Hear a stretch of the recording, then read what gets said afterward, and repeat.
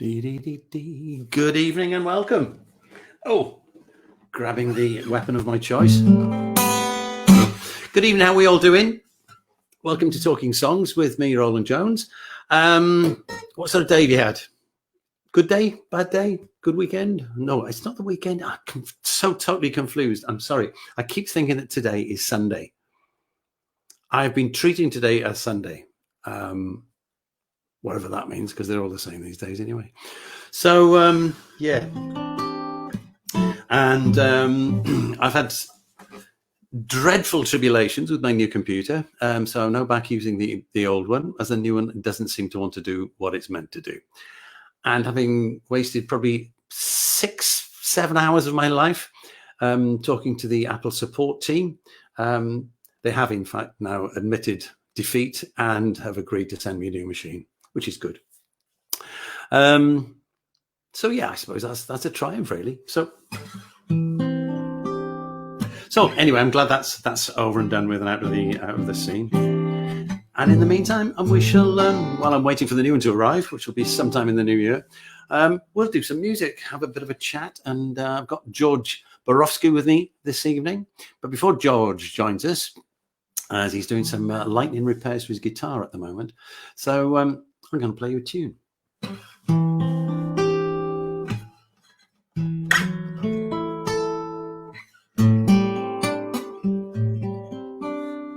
This is called Two Steps Back.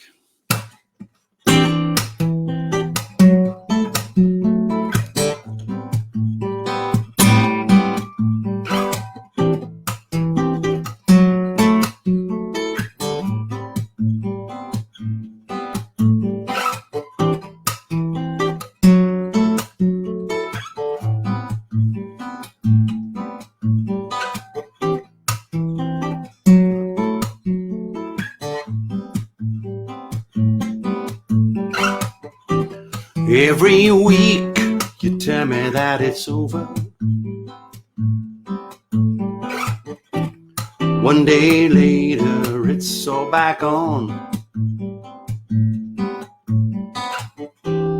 I don't know what the hell you are thinking. I don't know what planet you are on. I don't understand how you see things. You see everything in black and black.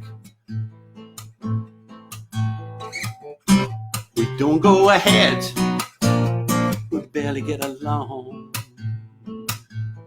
It's one step forward and two steps back.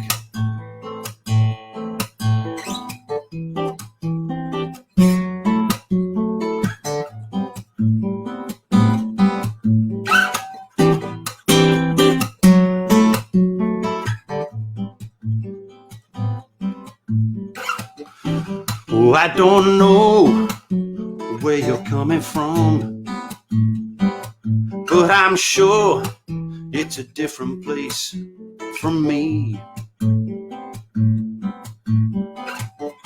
I want to spend time, you want to spend money. I don't know how to bring you closer to me. I don't understand how you see things. You see everything in black and black. We don't move ahead, we barely get along. It's one step forward and two steps back.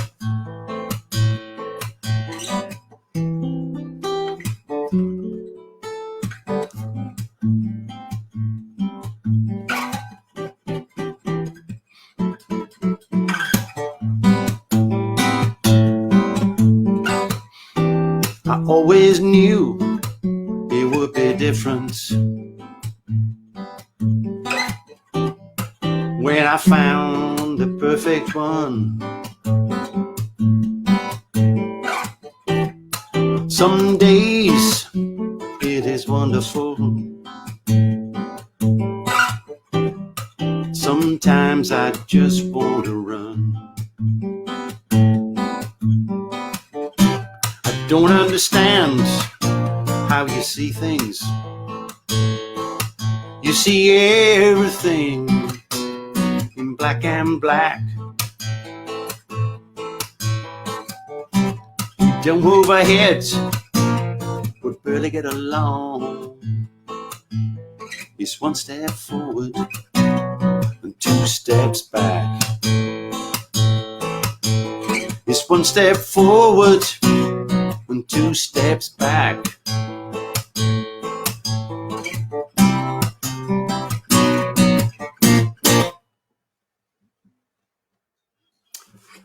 A little bit of a stretch there.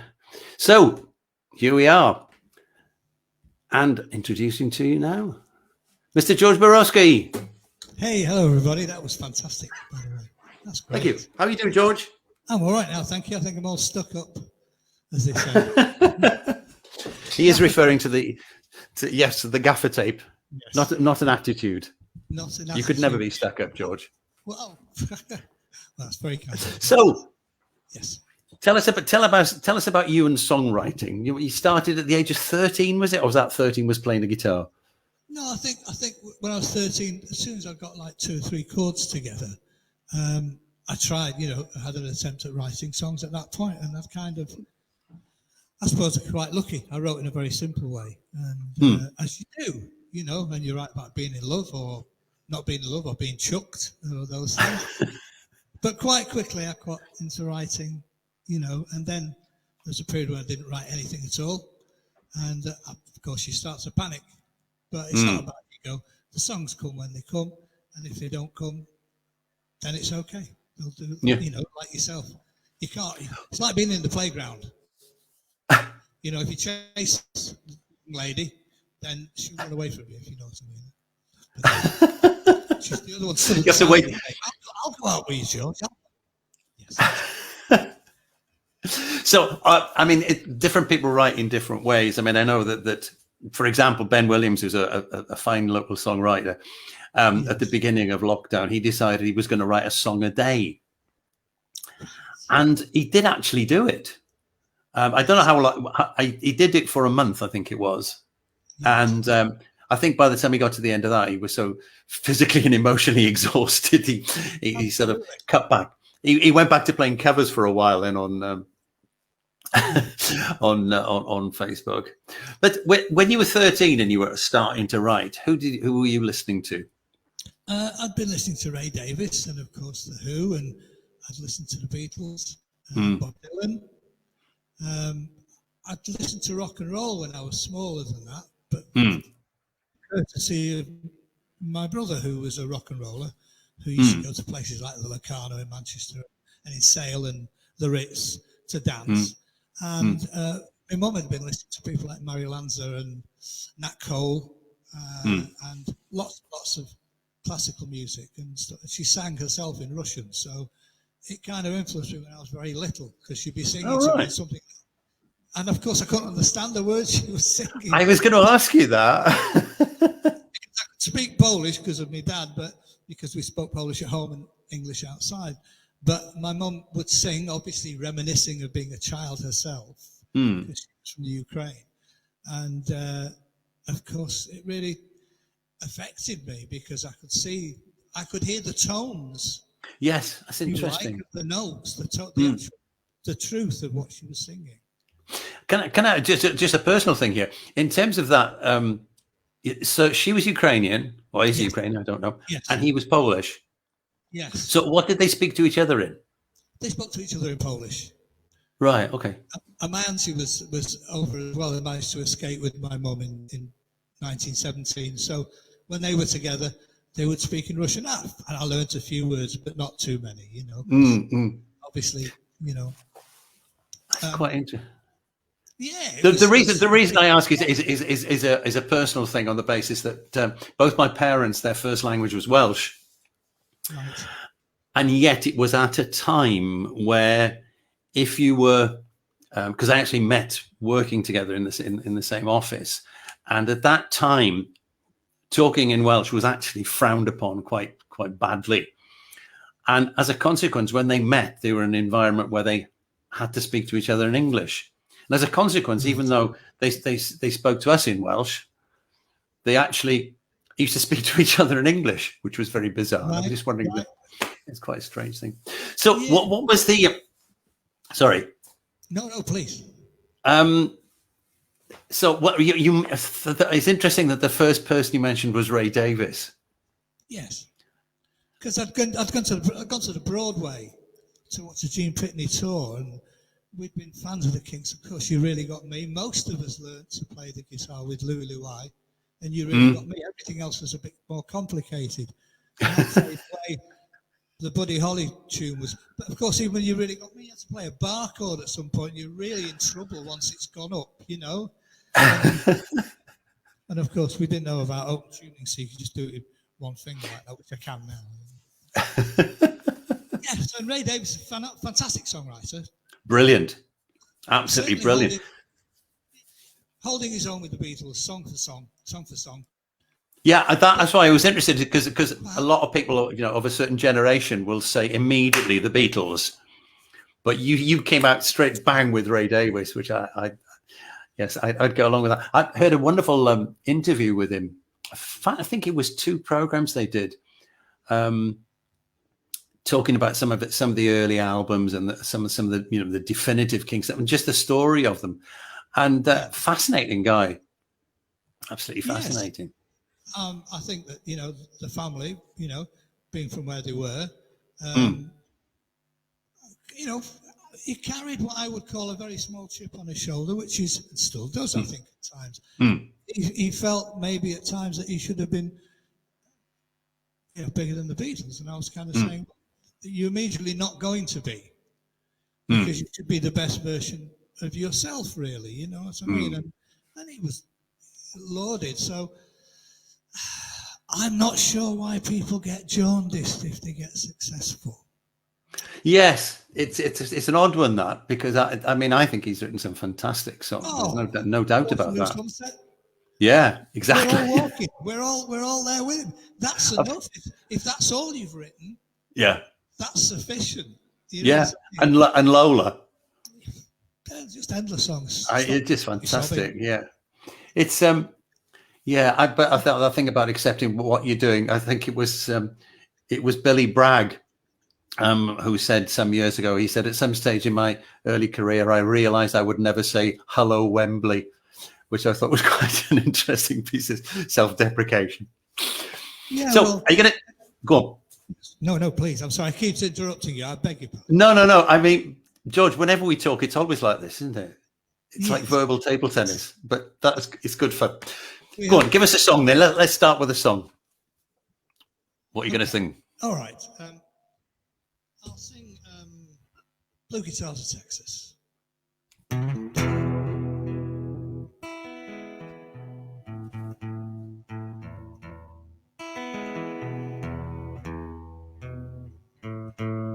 Just hit it against a microphone stand. Oh.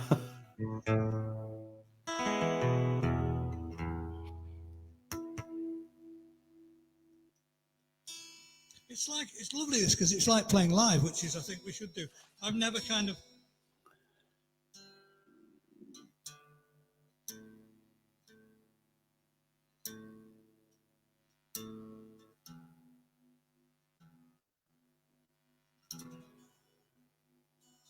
okay, we'll try.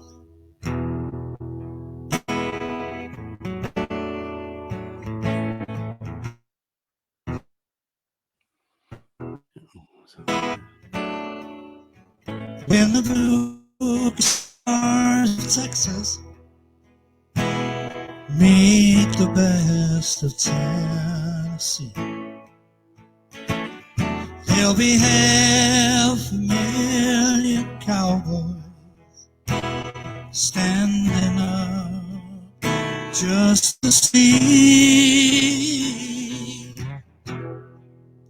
girls from Brooklyn softly swaying in the breeze when the blue guitars of Texas meet the best of Tennessee.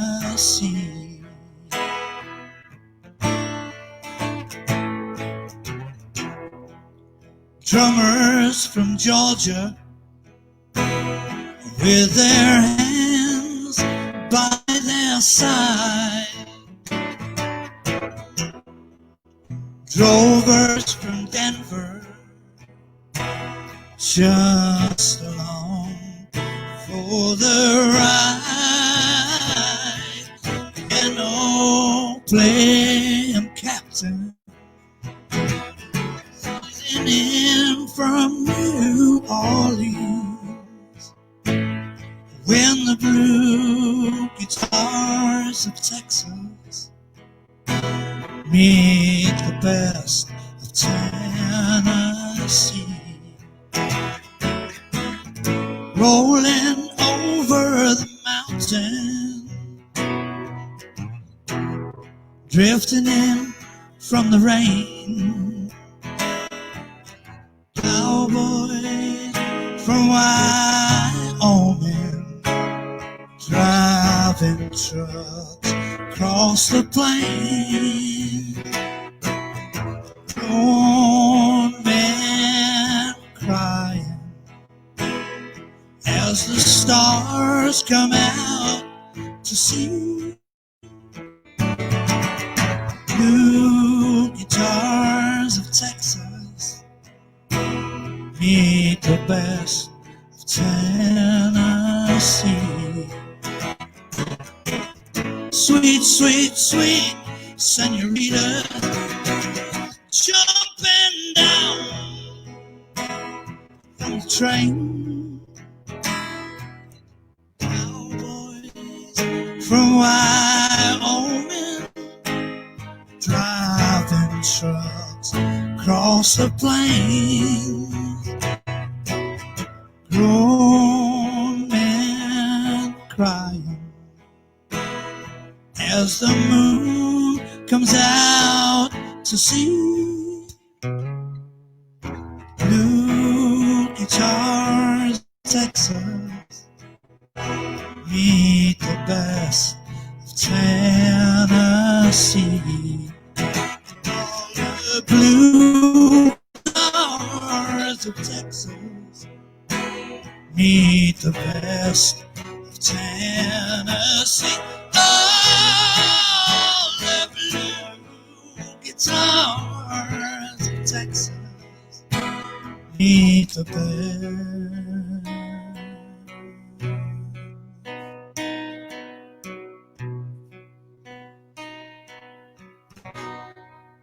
of Tennessee.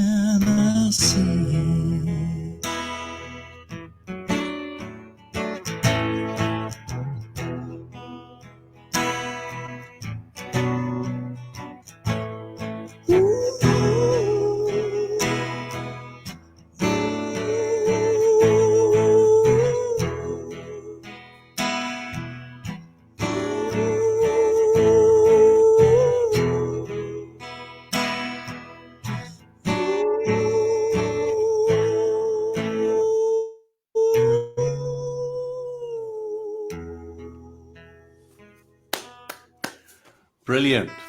Beautiful. Oh, thank you. Beautiful So song. Chinese Beautiful. in the singing. Sorry? There's a bit of Chinese in the singing there towards the end. There's a yodel out for no reason. The occasional odd chord. But as we were saying the other day, I don't really play sitting down, so it's quite interesting. Yeah. Obviously. Thank you. So what was the inspiration for that then?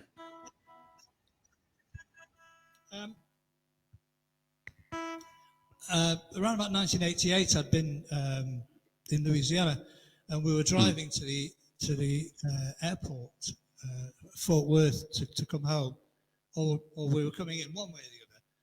And the line just came in. I didn't have a blue guitar at that time, but I have one since then, and perhaps another time I'll bring it along. And I just thought of a few place names, and it came line after line, really, and that was it. Lovely, very, very classy. It's got that sound to it that you hear it and you think, oh, this sounds familiar. Even though I know I may have heard you play it in the past, but apart from that, it's an immediately familiar song, which is great. Love it. So Thank you. you've been a pleasure, mate. You've played with lots of different bands. What about some of your more extreme experiences?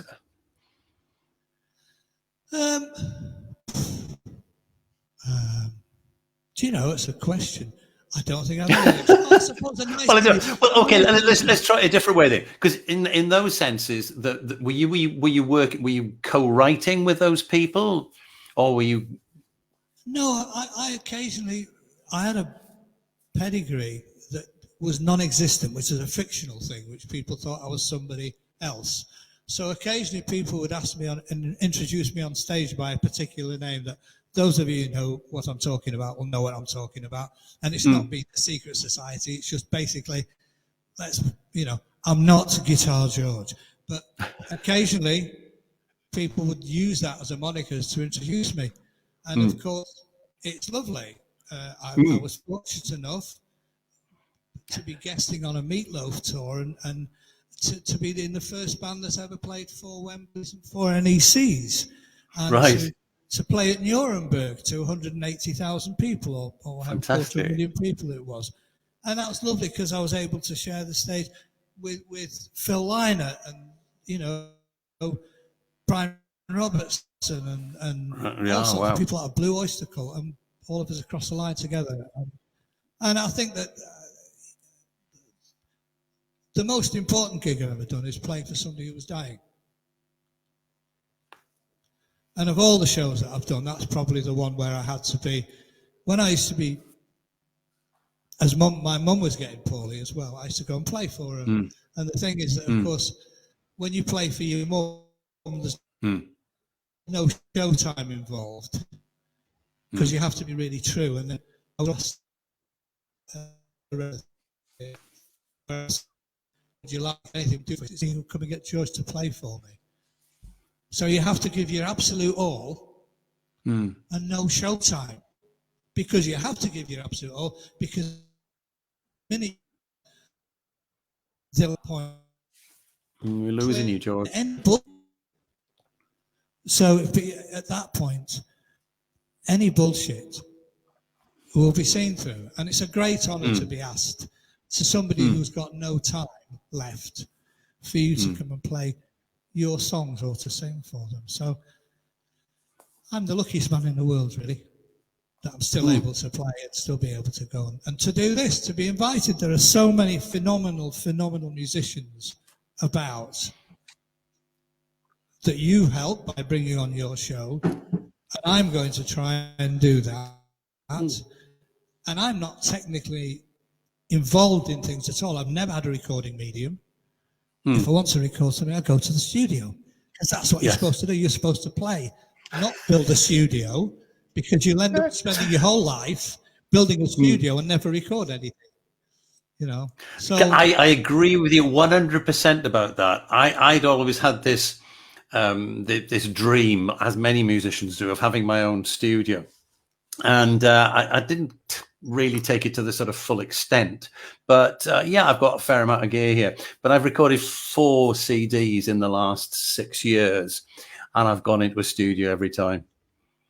Yes, because I think there's a psychological thing about it, because I like to have somebody else's ears there as well, but also I think is the danger if you're at home is that you will end up fettling and fiddling and doing minor adjustments to something that really doesn't matter, Exactly. Having options makes you just see around the corner, see what else I can do here. And in the process of doing that, you lose something else, Yeah, absolutely.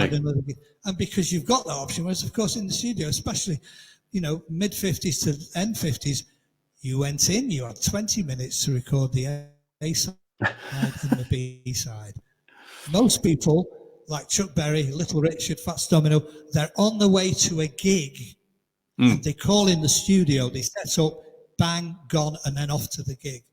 And that's why all those recordings sound possibly so immediate. Yeah. Because you don't get one go, you know. And I think that's part of the excitement, which is what live performance is, isn't it? Absolutely. No, I agree with you entirely. I think there's I think the other thing is, I mean, you alluded it before when we were chatting about the whole thing about live performance, is because it is warts and all, you know. And if you listen, I mean, one of my favorite songs, favorite tunes, is a thing called Funky Nassau by a band called The Beginning of the End, which was recorded, I think, in about 1968, something like that. And it was clearly done as you've described. They went into the studio. The guitar player was slightly out of tune, but it doesn't matter because the groove is fabulous, and it's still one of my go-to tunes, you know. But it's not perfect. No. Now, if they were recording that today, they'd have somebody there on a computer, you know, moving the notes around. Forget it. Can't be asked. It's tempting when you've got that option, because we do it ourselves. We decorate our room. We move a painting to here. We move a statue to here. It's, you know, but at one point you kind of have to make a decision. And I think if you've got options, as you've quite rightly said, if you've got some more ears to listen to what you're doing, they can be objective, and you can't be objective. You know, to think that Little Richard stood up while he played A Whole Lot of Shaking Going On or Tutti Frutti and sang in tune all the way through, you know, and that for me is what we try and capture. And in live performance, that's obviously what we try and do. And we don't measure it. I don't measure it. When I go watch other people performing, I don't care if it's at the Apollo or I don't care if it's at a pub. I go to be there in the moment. I think that's the important thing, you know. Yes. And I think that, unfortunately, the selfie generation, and I don't mean that particularly, I mean the generation that we're living in rather than people of specific age that you know, film everything. Nah, it's not for me. Not for So, yes. Are you going to play something? No, you're going to play tonight. This is your... I thought you were going to play some songs. I thought we were taking it in turns. Well, you do another one, and then we'll have a think about that. Go on, okay. Do us another one then. Okay, I'll be with you in a sec. Yeah.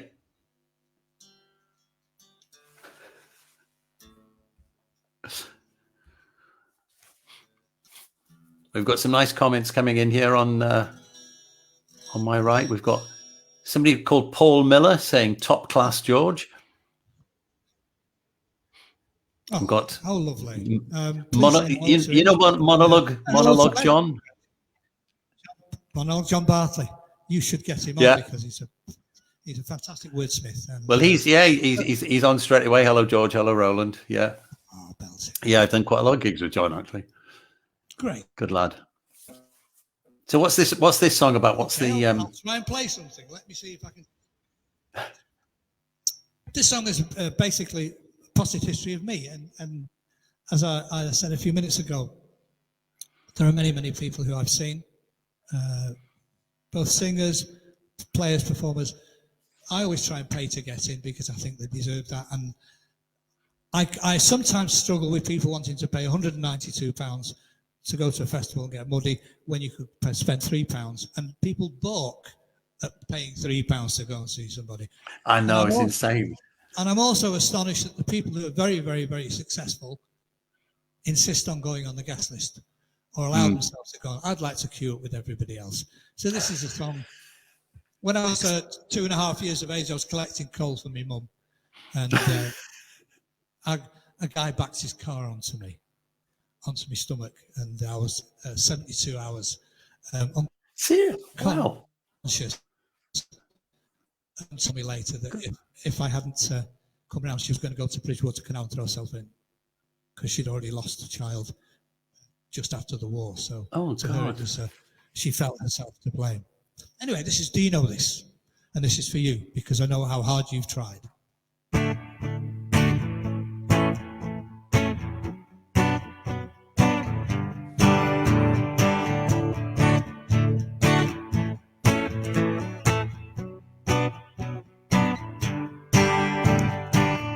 Never wanted to be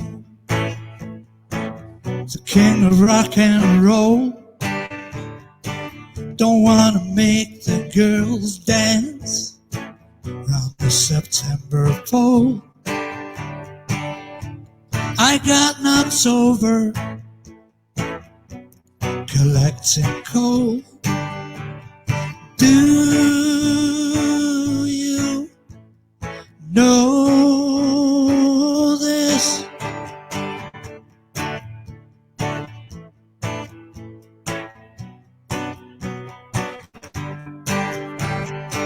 We get stabbed in the back, just like Billy the Kid, big enough to hold our hands up when we knew what we did.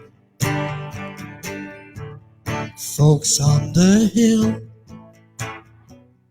folks in the grid, do you know this? Do you know this?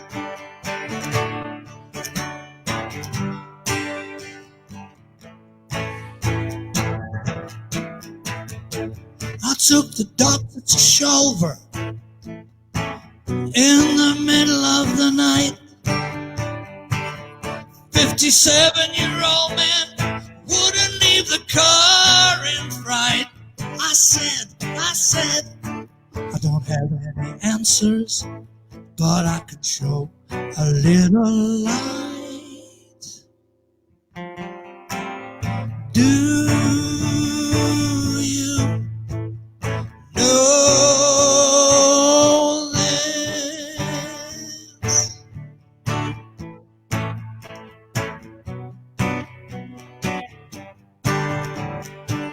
We all think we're champions. Some of us think we're wise.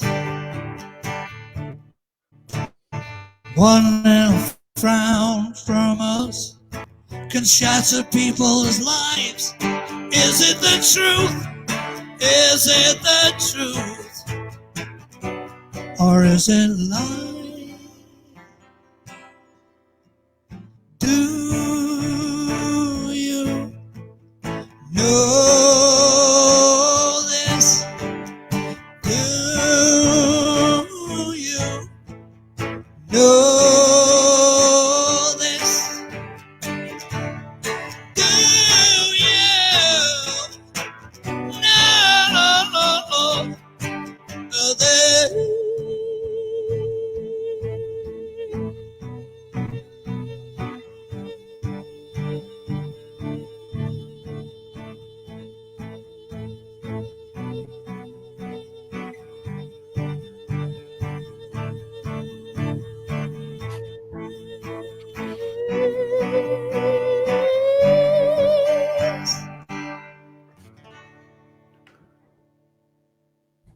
Excellent. Excellent. For a man who was talking about lung problems the other day, you've got amazing sustain there after. I think it's because you can cheat on falsetto. Yeah. You don't use a lot of breath. No, you're not pumping as much. Yeah. So it's almost very little air go. It's singing the deep notes that uses all the breathing. It's almost whistling, isn't it? Really. Yeah. That's what you were doing before when you were going off for a cup of tea, weren't you? You were whistling.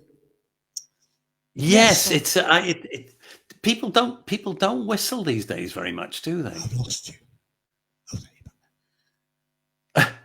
You're buffering on me, I believe. Am I buffering? Oh yes. Are you buffering before? Yeah, and people don't whistle. I'm not sure what it is, but certainly when I was a kid, everybody, me and my father and my grandfather, we all lived in the same house, and we all whistled.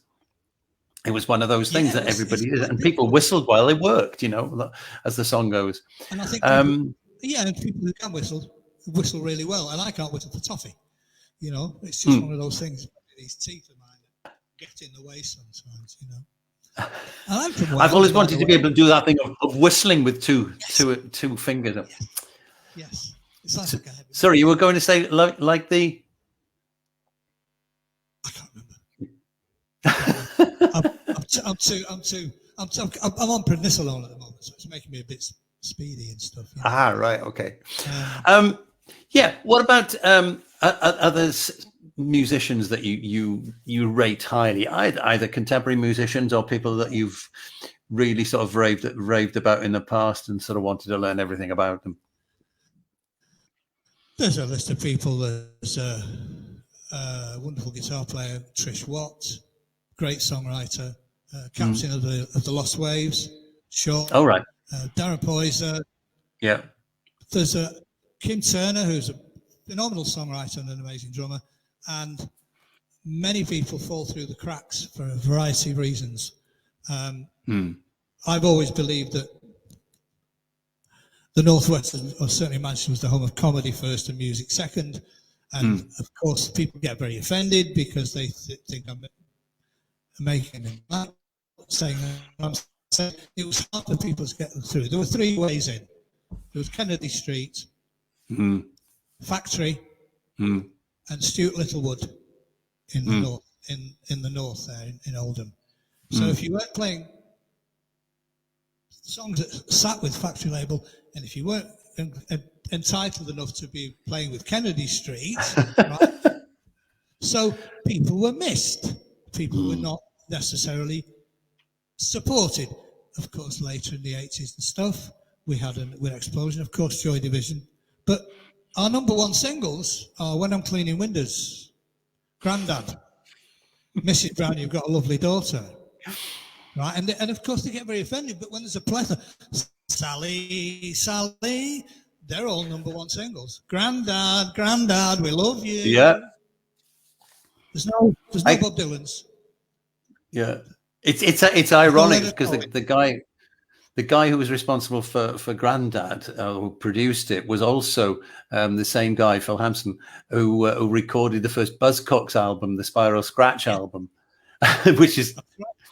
I worked with Phil for a long time, and he had this ear for music, but for all sorts of different types of things. We were involved. I should confess that we were both involved in the legendary, if unsuccessful, Talking Dogs, the famous Sausages dog, which was just some idea that came out one Monday morning at the studio.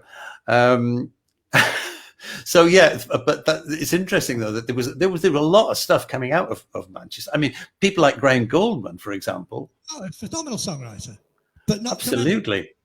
But not comedic. Whereas, of course, the other two members are doing things like, and I've got to try and remain unjaundiced about it. I am unjaundiced. There's place for everything. You've got to realise that people like Johnny Hamp put on Sister Rosetta Tharpe. Yeah. On the platform.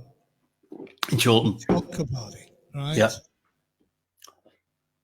And very many artists there. But in the end, what he had to do was a program called The Comedians, which had 22 million viewers every. He was the first man to put the Beatles on the television. He was the first man to put the Doors on British television. Because Make Me Laugh is a very much. Of course, there was the thing about the Comedians is that it was brilliantly timed. Absolutely. Because it was around the time of the ACTT strike. And therefore, the simpler the programs were, and getting a stand-up comic is about as simple as it gets, one microphone, one person, and that was it. And the Comedians just became phenomenally successful because it was good. There's no doubt about that. They were phenomenally funny. That's why. And they were phenomenally funny, yeah. Yes, and that's the reason why, of course, people follow that formula. You know, we very sadly lost Bobby Ball, who used to come and watch Conspiracy, the band I was playing. He's a fantastic guy, and I worked with him. I worked with him on a television program. You know, just a lovely, lovely, and gracious man. Yeah. And of course, I'd walk in and say, "Hey, look, it's Guitar George." I'd hang my head because it's not me, and of course, the more you say it's not you, the more people want it to be you. So, well, am I right in saying that you did actually release an album called Guitar George, the Man Who Knows All the Chords? Well, no, a record label against my wishes released. Oh, right. Check out Guitar George. Borowski.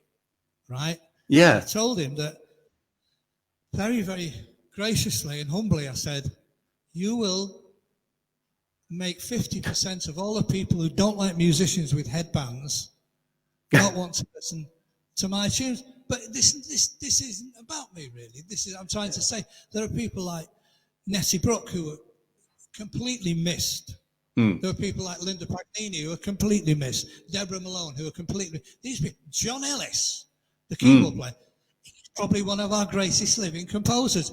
Does anybody know who he was? No, because of course people won't get behind these people, and they don't realise that you have to put a greater effort with greater talent. What happens in the industry, a lot of people who have a little bit of success and then fail and then go into the industry tend to endorse people below their own level of achievement, because if Bob Dylan came in, it would basically just go over their heads. And I'm afraid that's what happened. If you think that Kennedy Street passed on the Beatles... Oh, I didn't know that. Passed on Jimi Hendrix, passed on The Who, passed on Jethro Tull, and this is... Don't quote me from the Bible here. Apparently, Annie Lennox and Dave Stewart walked in with Sweet Dreams and were made Sweet Dreams, and were told that'll never be a hit. But all of this may be untrue. I may just...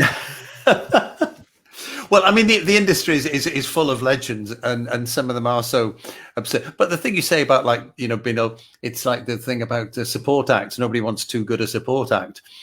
Maybe that's a similar sort of part of the way in which it works. Whereas the thing is, you know, if I'm performing, I'm going to talk about other people, because I do my talking this way.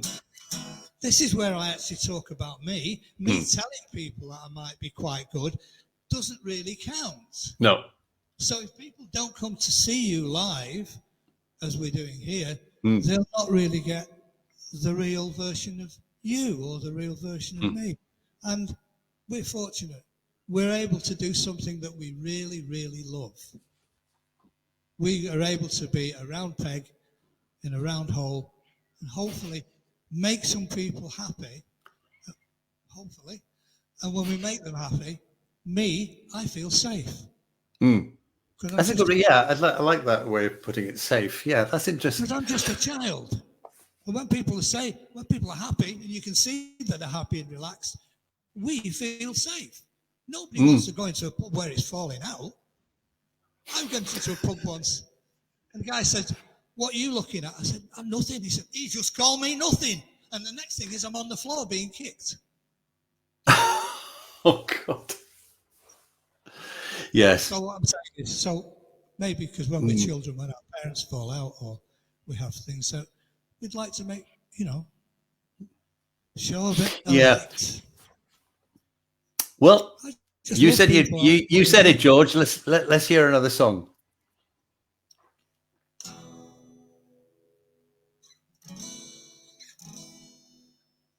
This is for all of you who play. Excellent.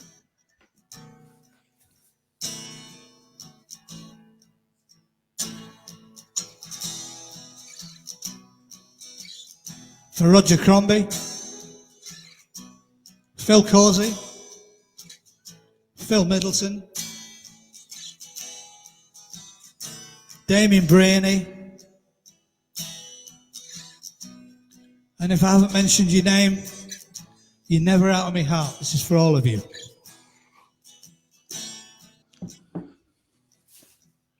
I got some friends by the window. I go to see them play when I can. Swim in the sea of indifference.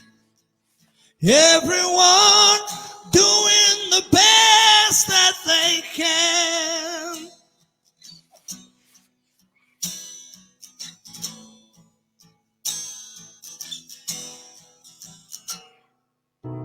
I should turn it on, really, shouldn't I?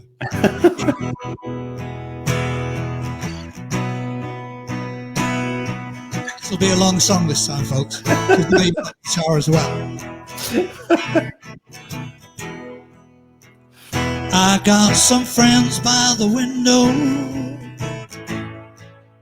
I go to see them play when I can.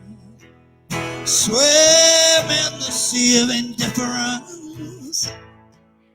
Everyone doing the best that they can.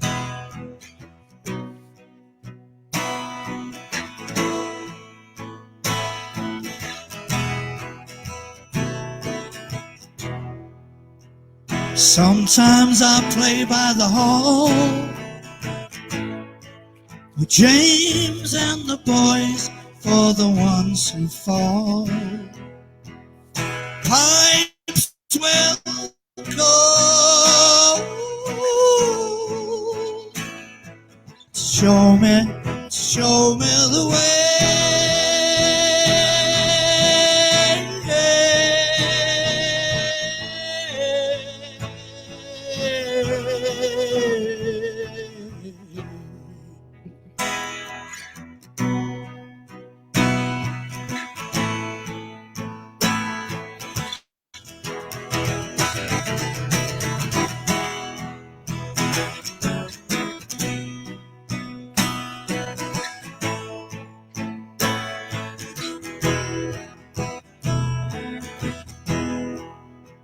Some people move as slow as they can.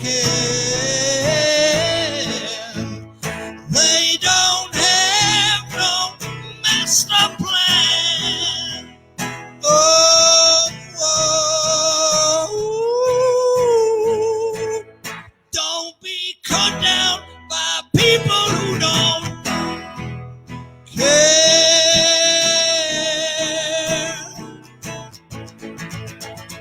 Don't be cut down by people who don't care.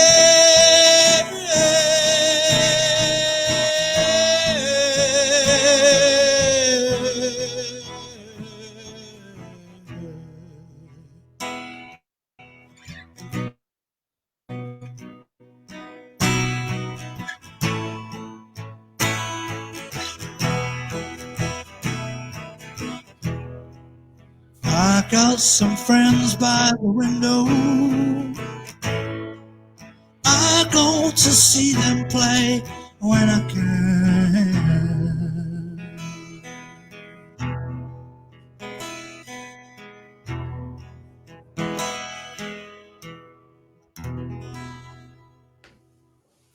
Great. We've got some more comments here. We've got KD Spencer, Team GB, loving this. The France. Hey George, hope you're well. What else have we got? Steve O'Donoghue, tell us a joke, George. He says. In fact, Steve. Very good. In fact, okay. Steve's coming on the show in January. Oh, great! Because he's been poorly, you know. He was. Yeah, I'm sure no. COVID. Yeah, I'm sure he had COVID.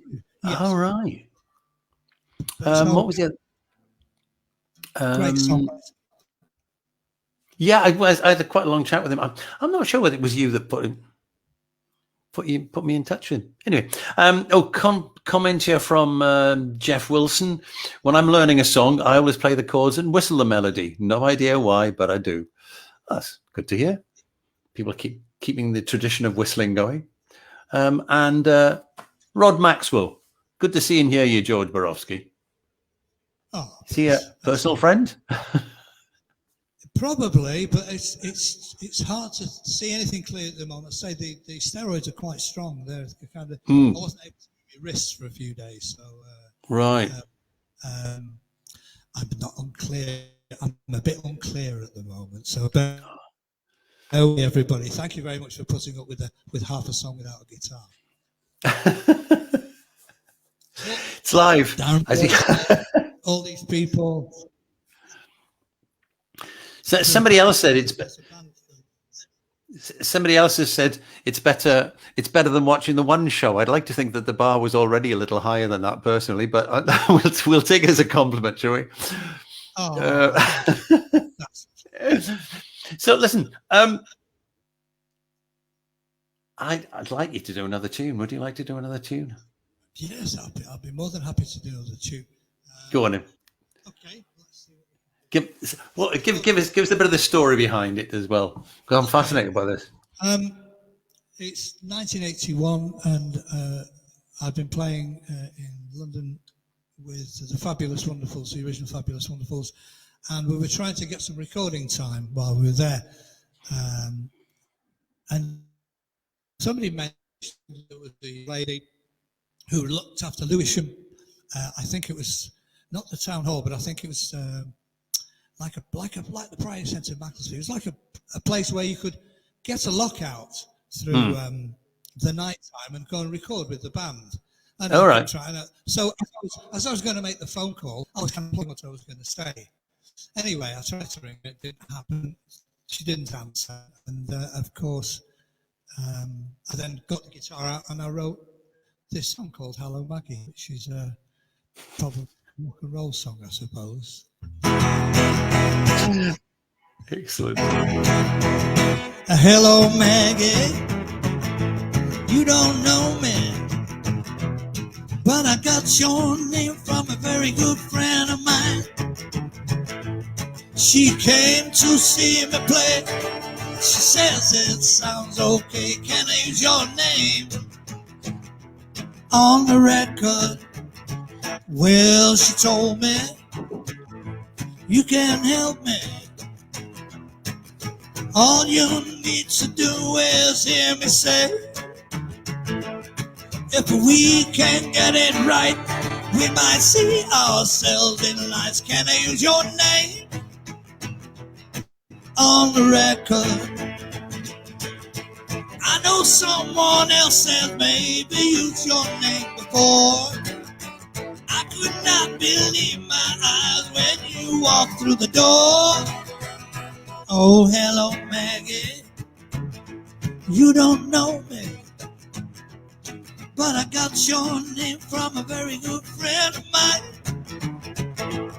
She came to see me play. She says it sounds okay. Can I use your name on the record? Ooh la la la, ooh la la la, ooh la la la, ooh la la la la la la la. Ah ooh, ah ooh, oh, oh, oh, oh. Hello Maggie, now you know me. And you've become a real good friend of mine. If we can get it right, we might see ourselves in lights. Can I use your name on the record? If we can get it right, we might see ourselves in lights. Can I use your name on the well, if we can get it right, we might see ourselves in. Can I use your name on the record? Yeah.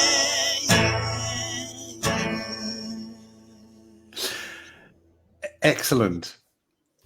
You know, it's funny that you started off talking about Ray Davies, and I can hear bits of Ray Davies in most of your songs. Well, 3 out of the 4, I could hear a little bit there of Ray Davies, and that is a compliment. Trust me. There's something about I don't know what it is. It's the choice of words in your phrases. I'm not particular. I don't consider myself a very great wordsmith.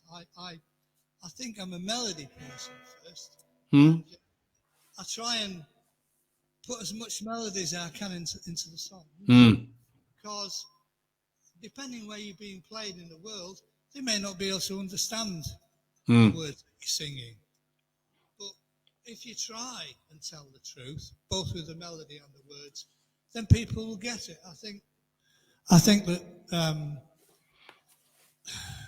sometimes people become more famous in other countries that don't actually speak the same language as the person who's actually performing, because I think that they listen more closely. because they're not quite getting the words. So the minute you're true, they get that. See, if a baby was to start crying right now in front of you and I, and we don't know what's wrong, but because it's crying, we'd immediately pay attention because it's telling the truth. And that's also the same if somebody bursts out laughing or starts giggling because it saw a feather fly past or something. You know what I mean? And it's laughing. You laugh with it. And I think that sometimes, and certainly in the Northwest, a lot of great people, and I come back to the same thing because I feel that that's the thing that I should do. Paul Briley, you know, incredible bass player, incredible writer, incredible musician.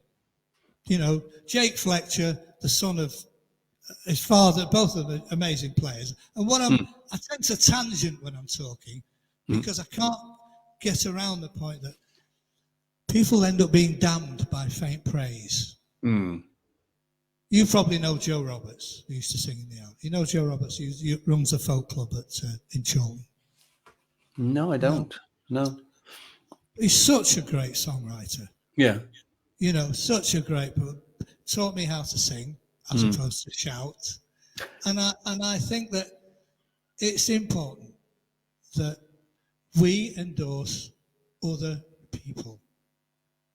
We tell people, if I tell you, you should go and see this person, you don't want people to say, have you heard George? Yeah, he's all right. But his all right isn't good enough. If somebody has blown you away and somebody's been true whilst they're on stage, and that's their opportunity to do that. My mum used to say, encourage people, encourage people. You don't know who's bringing the clues, George, to save us all. Somebody might just say, just do that and you can see everything. You don't have to stand the world on its head.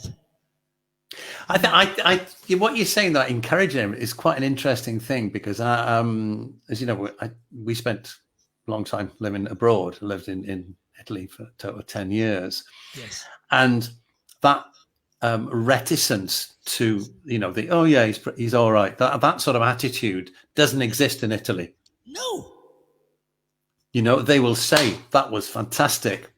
They will. I mean, close friends will take the mick like they do in Britain, but at the same time, they don't hesitate to say, "Brilliant."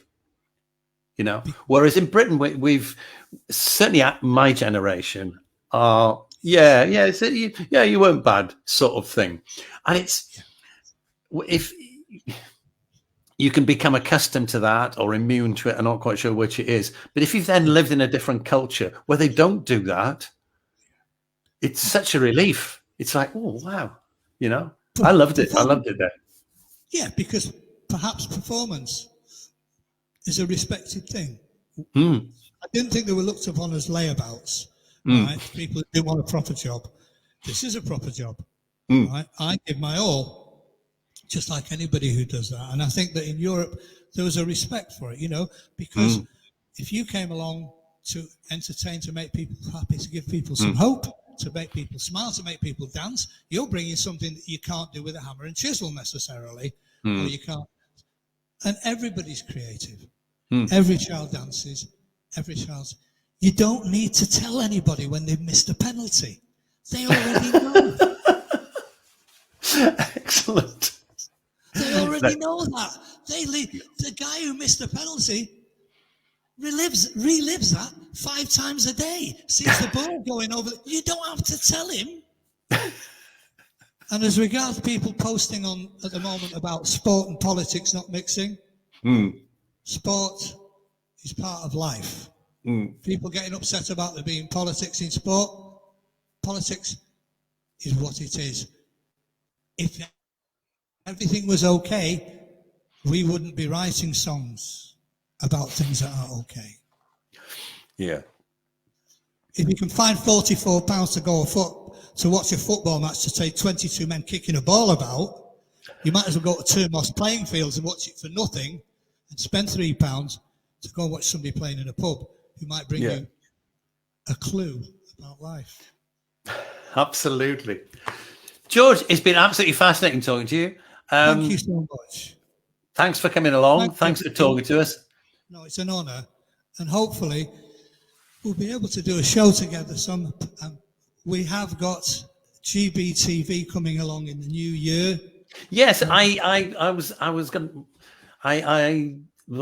You hadn't mentioned it as yet, but so I thought maybe you didn't want to mention it. So that's coming out in January, yeah? Yes, and it's for people to come along and talk about their songwriting, for me to explain some of the things that I've said, perhaps not quite as with so many words as I do sometimes when I'm on Pridness Alone, but just to encourage people to be creative. Creativity is the key to it all. If you are creative, you will not be destructive. Darren Poyser wrote this amazing line: "A baby changes everything."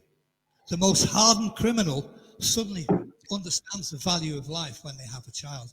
My daughter's not going to be in the mafia. My daughter's not going to be, because we're all given the opportunity to be creative. Child dances, every child sings, every child draws, every child will play in mud or sticks to make something. And we're just children in bigger clothes as far as I'm concerned. Absolutely. I know what I did today. I had lots of mistakes in it. It doesn't matter. I was doing my best. I wasn't. Well, I think that's what one of that's a sort of common thread, and we talked about it briefly the other day. And I was saying about Picasso's thing about being childlike, but one of the other thing you said about getting it done, and it doesn't matter if there's mistakes in it. One of my favorite quotes was James Thurber. I love James Thurber's writing, yes. And he said, "Don't get it right, get it written," which is brilliant idea. I mean, apart from the cleverness of the phrase, and the pun involved in it, it's just get it down. Just get it down. George, I'm going to sign off now. So I shall thank you for coming in, and yes, hopefully we shall do a show together in the new year. We will. The merriest of Christmases to you, Leslie, and all your loved ones. Bye bye, everybody. Thanks for listening. Cheers, George. Thanks, mate. Bye. What a star! Excellent. Great songs, great performer, and very committed performer. There's no doubt about that. So that's it from me and George Borowski for this week of Talking Songs. Next week I've got Carly Thomas on. Carly's a songwriter from Ontario. Somebody who was recommended to me and by, I think it was Carl Walsh who put me in touch with her. So there'll be more to come, and that'll be our last one before Christmas, and back in the new year with all sorts of people. So see you next week, hopefully. Look after yourselves, stay safe, and stay happy, or at least content. Cheers, guys. Thanks for coming.